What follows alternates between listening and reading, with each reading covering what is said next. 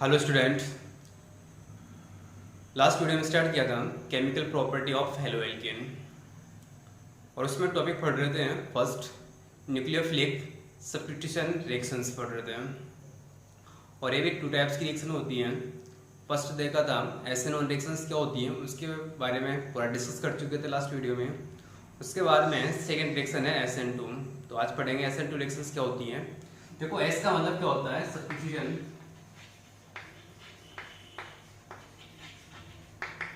N का मतलब क्या होता है न्यूक्लियोफिलिक, 2 का मतलब क्या होता है बायोमोलिकुलर रिएक्शंस। आप इसको भी इस प्रकार भी बोल सकते हैं कि बायोमोलिकुलर न्यूक्लियोफिलिक सब्स्टिट्यूशन रिएक्शन भी बोल सकते हैं। तो SN2 रिएक्शंस क्या होती हैं, ध्यान देना कि कोई भी रिएक्शन जिसके लिए आपके पास में रेट ऑफ रिएक्शन क्या करती है, 2 मॉलिक्यूल्स पर डिपेंड करती है, उसको क्या बोलते हैं SN2 रिएक्शन, या 2 मॉलिक्यूल कंसंट्रेशन पर डिपेंड करती है, उसको क्या बोला जाता है SN2 रिएक्शंस। तो यहाँ पर जो बायोमोलिक्यूल का मीनिंग होता है यानी कि कोई भी रिएक्शन जिसका ऑर्डर कितना होता है 2 होता है और इसकी मोलिकुलरिटी कितनी होती है 2 होती है, तो उसको क्या बोला जाता है बायोमोलिकुलर। यानी कि कोई भी रिएक्शन जिसका ऑर्डर कितना होता है 2 होता है, मोलिकुलरिटी कितनी होती है 2 होती है, उसको क्या बोला जाता है SN2 रिएक्शंस।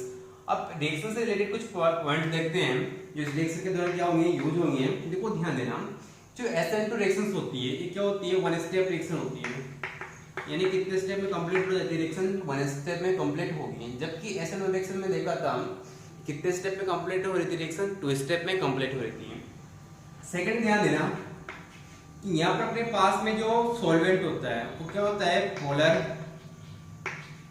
एप्रोटिक सॉल्वेंट की रिक्वायरमेंट होती है, जैसे कि एसीटोन है। इसके बाद में ध्यान देना नेक्स्ट पॉइंट है, इसमें जो इंटरमीडिएट बनता है यहाँ पर इंटरमीडिएट की फॉर्म में यहाँ पर बनता है ट्रांजिशन स्टेट बनती है।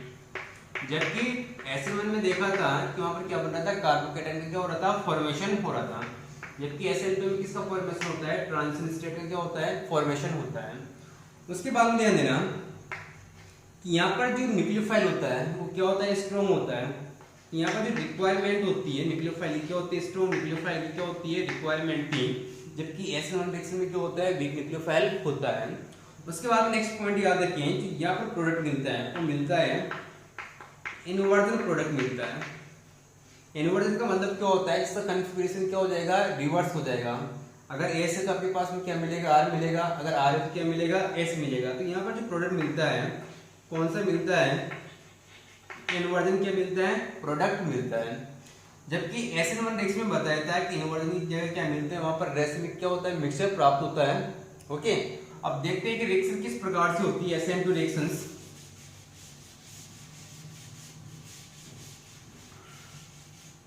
देखो SN2 रिएक्शंस जैसे कि मैंने कोई एल्केन हैलाइड लिया इस प्रकार से 1 डिग्री या 0 डिग्री एल्केन हैलाइड लिया मैंने इस प्रकार से।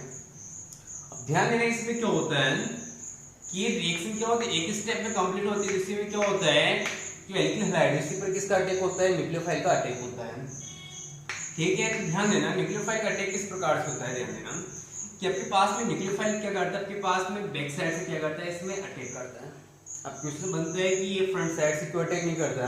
देखो न्यूक्लियोफाइल में कौन सा चार्ज होता है, नेगेटिव होता है। और यहाँ पर आपके पास में लिविंग ग्रुप है क्या है, हेलोजन एटम है, और हेलोजन एटम पर भी कौन सा चार्ज होता है, नेगेटिव। अगर ये आगे से क्या करेगा, अटैक करेगा, क्योंकि यहाँ पर क्या निकलने वाला है, लिविंग ग्रुप के रूप में एक्स निकलने वाला है। तो क्या होगा, दोनों के बीच में क्या होगा, यहाँ पर रिपल्सन होगा, और रिपल्सन की वजह से क्या होता है, ये आसानी से क्या होगा, न्यूक्लियोफाइल कार्बन के साथ में जुड़ नहीं पाएगा, तो इसकी जो रिएक्टिविटी होगी वो क्या होगी, बहुत कम होगी। इस वजह से क्या होता है कि न्यूक्लियोफाइल अटैक करता है। कहां से करता है, वो 180 एंगल से करता है, बैक साइड से अटैक करता है।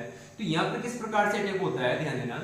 जैसे न्यूक्लियोफाइल क्या करता है, बैक साइड से अटैक करता है, तो धीरे धीरे क्या होता है, जो लिविंग ग्रुप है वो क्या होता है, निकलना क्या हो जाता है, स्टार्ट हो जाता है। तो यहाँ पर क्या मिलता है, इस प्रकार से स्ट्रक्चर मिलती है। देखो ध्यान देना, कार्बन के साथ में कितने हाइड्रोजन है, 3 है। अब ध्यान देना यहाँ से क्या होता है, जो हेलोजन एटम है धीरे धीरे क्या होता है, निकलना क्या हो जाता है, स्टार्ट हो जाता है।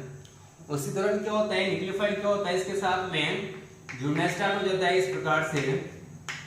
तो यहाँ पर अपने पास में क्या मिलता है, बीच में एक स्टेट मिलती है, इसको बोला जाता है ट्रांजिशन स्टेट बोला जाता है, ट्रांजिशन स्टेट। अब जब ट्रांजिशन स्टेट को देखते हैं, देखो यहाँ पर कार्बन की जो कोवैलेंसी है वो कितनी हो चुकी है, 5 हो चुकी है, जबकि अपन जानते हैं कि कार्बन कितने वैलेंट होता है, टेट्रावैलेंट होता है, जबकि यहाँ पर कितना हो गया, पेंटावैलेंट हो गया। तो जो ट्रांजिशन स्टेट होती है क्या होती है, अनस्टेबल होती है। अनस्टेबल होगी तो क्या होगा, अपने प्रोडक्ट बनाएगी तो यहाँ से क्या होता है, लास्ट में यहाँ से X निकल जाता है और अपने पास में प्रोटीन फॉर्म में क्या मिलता है, इस प्रकार से क्या मिलता है, इन्वर्जन प्रोडक्ट मिलता है। यानी कि न्यूक्लियोफाइल क्या होगा, इसके बैक साइड में करता है और कहाँ पर जुड़ जाएगा, बैक साइड में जुड़ जाएगा। तो अपने पास में क्या मिला, जो प्रोडक्ट मिला है उसमें ध्यान देना कि जो हाइड्रोजन एटम था वो कहाँ पर था, पहले राइट हैंड साइड में था, यानी कि और न्यूक्लियोफाइल जो जुड़ा है वो कहाँ पर जुड़ा है, इसके बैक साइड में, यानी कि लेफ्ट हैंड साइड में जुड़ा हुआ है। तो अपने पास में जो कॉन्फ़िगरेशन आपके पास में रिएक्टेंट का होता है उसका जस्ट अपोजिट किसका होता है, प्रोडक्ट का होता है। इसलिए बोला जाता है कि यहाँ पर जो प्रोडक्ट की फॉर्म मिलता है वो कौन सा मिलता है, इन्वर्जन मिलता है। कौन सा मिलता है, इन्वर्जन। और फर्स्ट टाइम पे एक साइंटिस्ट था वाल्डन नाम का, कौन सा था, वाल्डन नाम का साइंटिस्ट था। इसने इसको क्या किया था, बताया था, इसको क्या बोला जाता है, वाल्डन इन्वर्जन भी बोला जाता है। इंपोर्टेंट पॉइंट है कि वाल्डन इन्वर्जन क्या होता है कि आपके पास में जो SN2 रिएक्शंस होती है उसमें क्या होता है, जो रिएक्टेंट होता है उसका कॉन्फ़िगरेशन क्या हो जाता है, चेंज हो जाता है। उसी को क्या बोलते हैं, वाल्डन इन्वर्जन बोलते हैं। क्या बोलते हैं, वाल्डन इन्वर्जन। ओके, अब देखो SN2 रिएक्शन से रिलेटेड कुछ पॉइंट देखते हैं। यहाँ पर रिएक्टिविटी किस पर डिपेंड करती है, रेट क्या होता है, ध्यान देना। यहाँ पर क्या होता है, जो रेट है वो अपने पास में डिपेंड करता है, एक तो अपने पास में एल्किल हैलाइड पर डिपेंड करता है और इसके साथ साथ किस पर डिपेंड करता है, न्यूक्लियोफाइल कंसंट्रेशन पर भी क्या करता है, डिपेंड करता है। यानी कितने मॉलिक्यूल पर डिपेंड कर रहा है, 2 मॉलिक्यूल कंसंट्रेशन पर डिपेंड कर रहा है। इसलिए क्या बोला जाता है, इसको बायोमोलिक्यूलर न्यूक्लियोफिलिक सब्स्टिट्यूशन रिएक्शन बोला जाता है। अब ध्यान देना, इन दोनों की पावर कितनी होती है, 1 1 होती है। इस वजह से इसका ऑर्डर आता है, कितना आता है, 2 आता है। मॉलिक्यूलरिटी कितनी होती है, 2, क्योंकि रिएक्शन में कितने मॉलिक्यूल्स पार्टिसिपेट कर रहे हैं, 2। एक तो एल्किल हैलाइड कर रहा है, दूसरा कौन कर रहा है, न्यूक्लियोफाइल। अब ध्यान देना, जैसे कि SN1 रिएक्शन में बोला था कि वहां पर रिएक्शन किस पर डिपेंड करती है, ओनली एल्किल हैलाइड पर, जबकि SN2 रिएक्शन किस पर डिपेंड करती है, alkyl halide as well as किस पर डिपेंड करती है, न्यूक्लियोफाइल पर क्या करती है, डिपेंड करती है। अगर यहाँ पर क्या करोगे, एल्किल हैलाइड की कंसंट्रेशन को चेंजेस करोगे तो रेट ऑफ रिएक्शन भी क्या होगी, चेंज होगी। अगर न्यूक्लियोफाइल कंसंट्रेशन में चेंज करोगे तो रेट ऑफ रिएक्शन भी क्या होगी, चेंज होगी। जबकि SN1 में देखा था कि न्यूक्लियोफाइल कंसंट्रेशन चेंज करने से रेट ऑफ रिएक्शन पर कोई इफेक्ट नहीं पड़ रहा था, क्योंकि वहां पर न्यूक्लियोफाइल कंसंट्रेशन पर डिपेंडेंस नहीं थी। उसके बाद में ध्यान देना कि SN2 रिएक्शन से रिलेटेड कुछ पॉइंट देखते हैं कि रेट में बता चुका आपके पास में किस किस पर डिपेंड करती है, एल्किल हैलाइड पर, और किस पर डिपेंड करती है, न्यूक्लियोफाइल पर। ऑर्डर कितना होता है, 2 होता है। मॉलिक्यूलरिटी कितनी होती है, 2 होती है। उसके अलावा ध्यान देना, यहाँ पर जो रिएक्टिविटी होती है, रिएक्टिविटी क्या होती है, डिपेंड करती है स्टेरिक हिंड्रेंस पर। यानी कि जितनी ज्यादा आपके पास में हिंड्रेंस लगेगी उसकी रिएक्टिविटी क्या होगी, उतनी ही कम होगी। अब स्टेरिक हिंड्रेंस से मतलब क्या होता है कि जैसे मैंने कोई ग्रुप लिया, आपके पास में कार्बन के साथ में क्या डिफरेंट एटम जोड़ दिए, R1 R2 R3 या कोई भी आपके पास में R4। अगर आपके पास में क्या होगा, कोई न्यूक्लियोफाइल अटैक करेगा तो आपके पास में क्या होगा, जितने ज्यादा आपके पास में क्या होगा, कार्बन के साथ में ग्रुप जुड़े होते हैं, उतना क्या लगाएगा, वो ब्रेकडाउन लगाएगा। जो भी न्यूक्लियोफाइल आएगा वो आसानी से क्या होगा, अटैक नहीं कर पाएगा। यानी कि मैं बोल सकता हूँ कि पास में कोई भी कार्बन के चारों ओर जो क्राउडिंग होती है जितनी ज्यादा होगी तो न्यूक्लियोफाइल का अटैक भी क्या होगा, उतना ही कम होता है। ओके, तो ध्यान देना है, इसलिए कि हिंड्रेंस सबसे कम किस पर लगता है, यहाँ पर CH3X पर लगता है। किस पर लगता है, सबसे कम CH3X पर। इसलिए बोला जाता है कि CH3X की रिएक्टिविटी SN2 के लिए क्या होती है, सबसे ज्यादा होती है। उसके बाद में किसकी होती है, 1 डिग्री एल्किल हैलाइड के लिए, उसके बाद में 2 डिग्री एल्किल हैलाइड के लिए, और लास्ट में किसके लिए होती है, 3 डिग्री एल्किल हैलाइड के लिए होती है। तो याद रखिए यहाँ पर रिएक्टिविटी किस पर डिपेंड करती है, हिंड्रेंस पर। जितनी कम हिंड्रेंस होगी उसकी रिएक्टिविटी क्या होगी, उतनी ज्यादा होगी।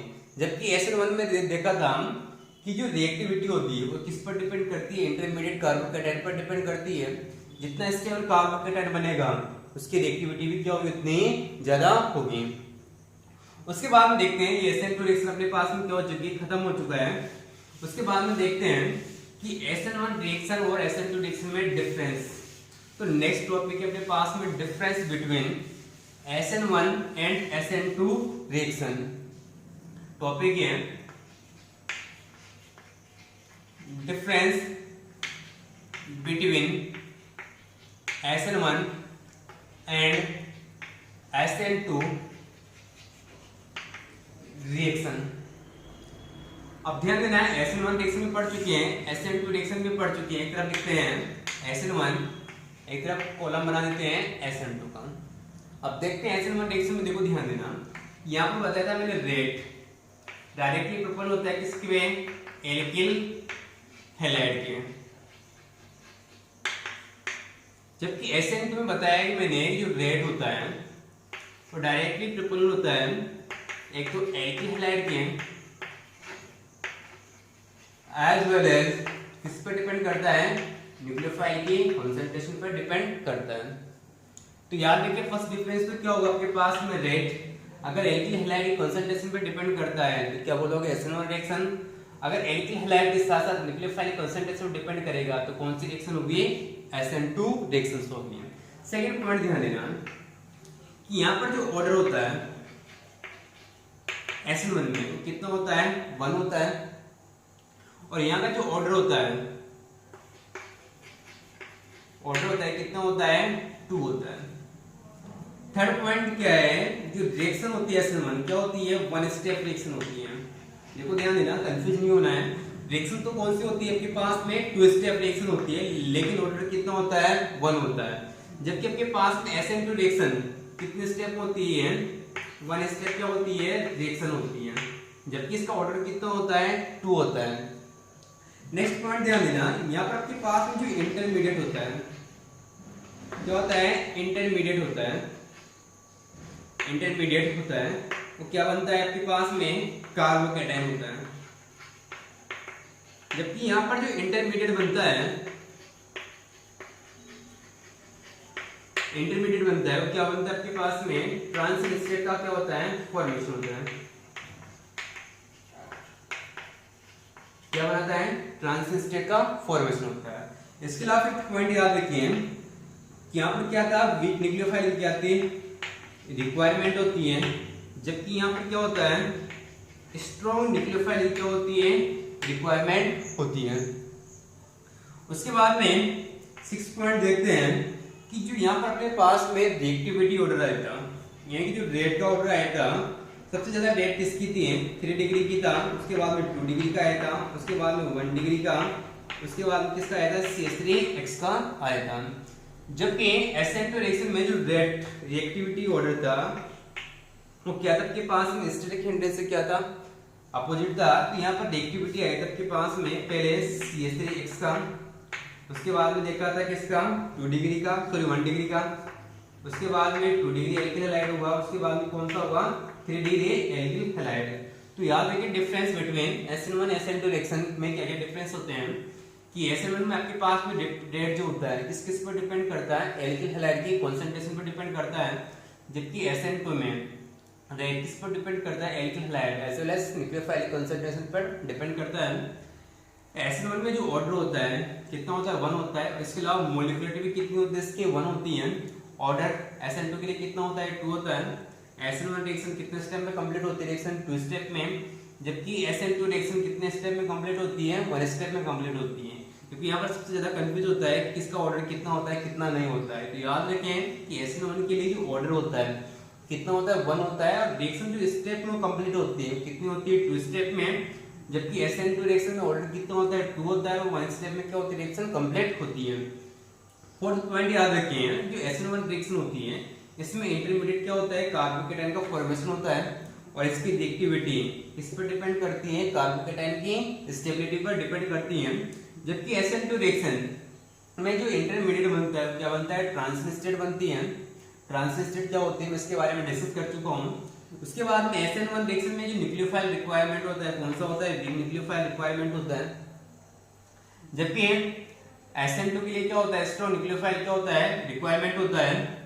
इसके लिए आप ध्यान देना है, जो आपके पास में SN1 नहीं होता है उसके लिए रेड क्या होता है, सबसे ज्यादा किसकी होती है 3 डिग्री, फिर 2 डिग्री, फिर 1 डिग्री, उसके बाद में किसकी होती है CH3X की।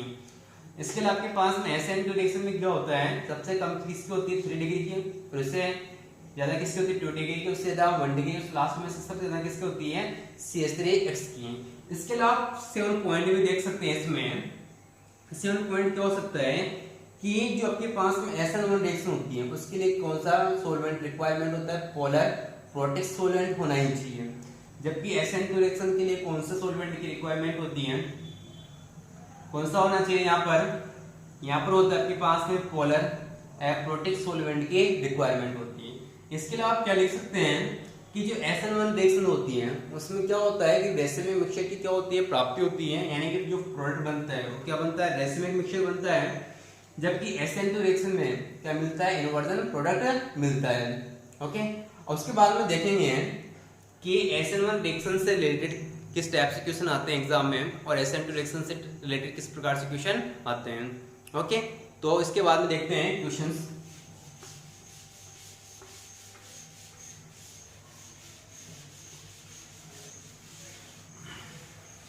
क्वेश्चन है arrange the following in order of reactivity towards SN1 reaction, यानी कि SN1 के ऑर्डर में अरेंज करना है।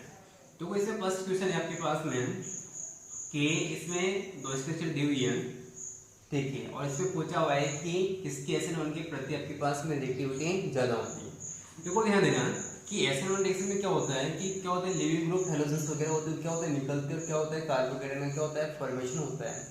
और बताया था मैंने कि रिएक्टिविटी किसके डायरेक्टली प्रोपोर्शनल होती है स्टेबिलिटी ऑफ कार्बोकेटाइन के। तो ध्यान देना जब यहाँ से क्या निकालोगे आप हेलोजन एटम निकालोगे यानी Cl निकालोगे तो यहाँ पर क्या बनेगा 3 डिग्री कार्बोकेटाइन में क्या होगा फॉर्मेशन होगा। अगर इसको निकालोगे तो यहाँ पर किसका होगा 2 डिग्री कार्बोकेटाइन का, और हम जानते हैं कि 3 डिग्री कार्बोकेटाइन क्या होता है मोर स्टेबल होता है, और मोर स्टेबल है तो इसकी रिएक्टिविटी भी क्या होगी ज्यादा होगी। तो यहाँ पर रीजन क्या है कि 3 डिग्री कार्बोकेटाइन के मोर स्टेबल है कंपेरेटिव 2 डिग्री कार्बोकेटाइन के। तो यहाँ पर जो रिएक्टिविटी ऑर्डर आता है वो कौन सा आएगा कि पहले इसका होगा उसके बाद में यहाँ पर होगा। उसके बाद में सेकंड क्वेश्चन देखना है कि आपके पास में दो स्ट्रक्चर क्या है गिवन है, इसमें जब आप क्या करोगे SN1 रिएक्शन करोगे तो किसकी रिएक्टिविटी ज्यादा होना चाहिए। तो अब आप क्या निकालोगे, जैसे Cl निकालोगे तो यहाँ पर क्या आएगा पॉजिटिव चार्ज आएगा, यहाँ से निकालोगे तो यहाँ पर क्या आएगा आपके पास में पॉजिटिव चार्ज आएगा। तो यहाँ पर आपके पास में क्या बनेगा 2 डिग्री कार्बोकेटाइन बनेगा, यहाँ पर कौन सा बनेगा 1 डिग्री कार्बोकेटाइन में क्या होगा फॉर्मेशन होगा। और हम जानते हैं 2 डिग्री कार्बोकेटाइन की रिएक्टिविटी क्या होती है SN1 के लिए ज्यादा होती है, और 1 डिग्री की क्या होती है कम होती है। तो यहाँ पर अपने पास में याद रखें जो SN1 की जो रिएक्टिविटी होती है वो किस पर डिपेंड करते हैं, स्टेबिलिटी ऑफ कार्बोकेटाइन पर। जितनी ज्यादा स्टेबल कार्बोकेटाइन होगा उसकी रिएक्टिविटी उतनी ज्यादा होगी। तो 3 डिग्री कार्बोकेटाइन क्या होता है मोर स्टेबल होता है, उसके बाद में 2 डिग्री, उसके बाद में 1 डिग्री होता है। उसके बाद में नेक्स्ट क्वेश्चन देखते हैं, क्वेश्चन सेम पे है लेकिन आप किसके ऑर्डर में देखेंगे SN1 की जगह किस में देखेंगे 2 में। जैसे कि फर्स्ट क्वेश्चन दिया मैंने CH3 CH2, यहाँ पर लगाया मैंने Br, और यहाँ पे क्या करते हैं मैंने CH3, और लास्ट है अपने पास में CH3 सेकेंड है CH2 CH2 CH2 और Br। अब इनमें देखना है कि SN2 के प्रति रिएक्टिविटी किसकी ज्यादा होगी। तो मैंने बताया था SN2 में जो रिएक्टिविटी होती है क्या होती है स्टेरिक हिंड्रेंस से क्या होती है इनवर्सली होती है। तो जितना ज्यादा स्टेरिक हिंड्रेंस लगेगा उसकी रिएक्टिविटी क्या होती है उतनी कम होती है।